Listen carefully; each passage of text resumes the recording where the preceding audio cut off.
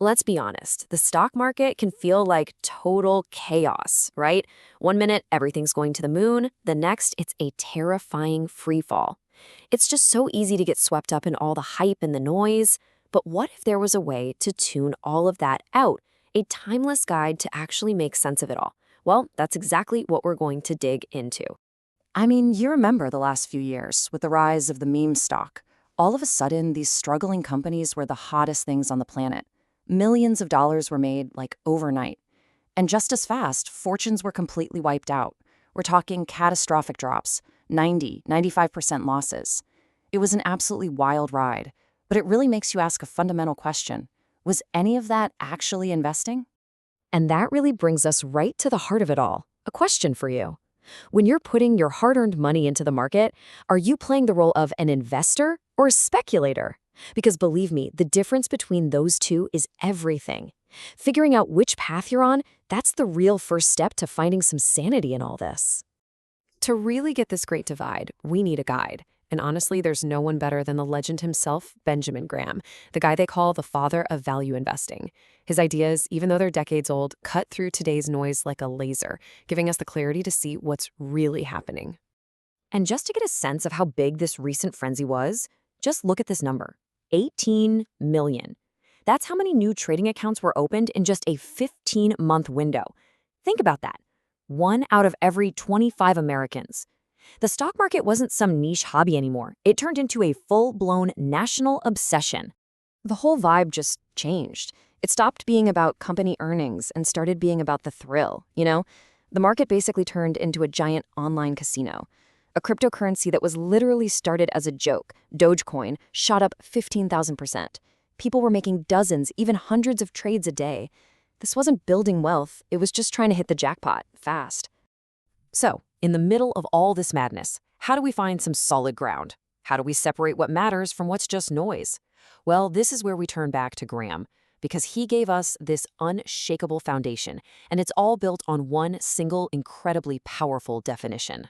And here it is. Graham said, an investment operation is one which, upon thorough analysis, promises safety of principal and an adequate return. Operations not meeting these requirements are speculative. Wow.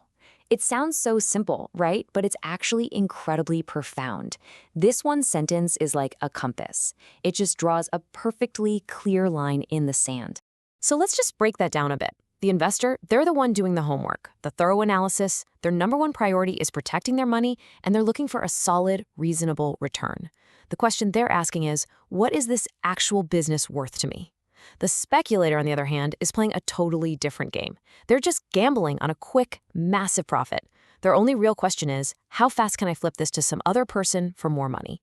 So what does that speculator's path actually feel like? Well, it's not just about money. It's a full-on emotional roller coaster. And Graham knew this. He knew that speculators are pretty much at the mercy of their own emotions. And man, it is a brutal ride. It's this cycle, you see, an endless emotional hamster wheel.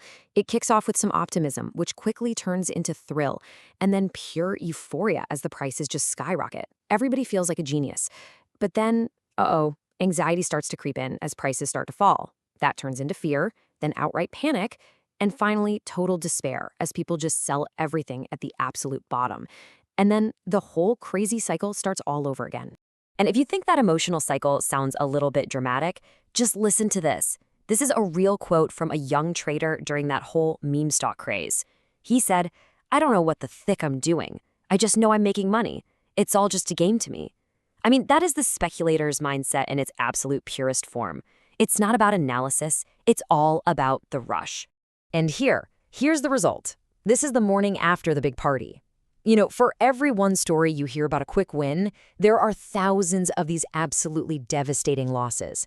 GameStop, down over 95% from its peak. AMC, down 90%. And these aren't just numbers on a screen, you know? This is real people's real money just gone. This is the predictable ending to the speculator's game. Okay, so if that's the speculator's path, what's the alternative? How does an intelligent investor operate? Well, they don't get on that emotional roller coaster. Instead, they build a solid framework, a kind of fortress against the market's craziness, and more importantly, against their own worst impulses. And the most critical shift in your thinking is this. An investor doesn't see a stock like it's a lottery ticket. They see it as a small piece of ownership in a real, living, breathing business. You wouldn't buy the coffee shop down the street without looking at their books, would you? Of course not. So why on earth would you buy a piece of a giant company without doing the same? So Graham gives us this super simple but powerful policy to actually put this into action. He says start with the 50-50 split between stocks and bonds. Then set hard boundaries for yourself. Never let stocks be less than 25% or more than 75% of your total portfolio. Now think about what this does. It literally forces you to sell a little bit when stocks are flying high and buy a little bit when they're on sale. It's a system that automates discipline and good behavior. And really, that's the secret sauce right there. The whole point of Graham's framework isn't about being smarter than the market. It's about being smarter than yourself. It's a system you put in place to protect yourself from that feeling of euphoria that makes you take dumb risks, and from the panic that makes you sell at the worst possible moment. Which brings us to what might be the single most important lesson from Benjamin Graham. After all the number crunching, all the rules, all the frameworks, the biggest challenge you'll ever face doesn't come from Wall Street. It comes from the person you see in the mirror. I mean, Graham just said it perfectly. The investor's chief problem, and even his worst enemy, is likely to be himself. See, the real fight isn't against other traders or some complicated market algorithm. The real fight is against your own greed, your own fear, and your own impatience. Winning that internal battle, that's how you win the long game. So we're going to end right back where we started, with a question for you to really think about. When you look at your own approach, your own mindset, which game are you actually playing? Are you carefully, patiently building a real financial future, brick by brick? Or are you just walking into the casino and placing bets? The choice is all yours.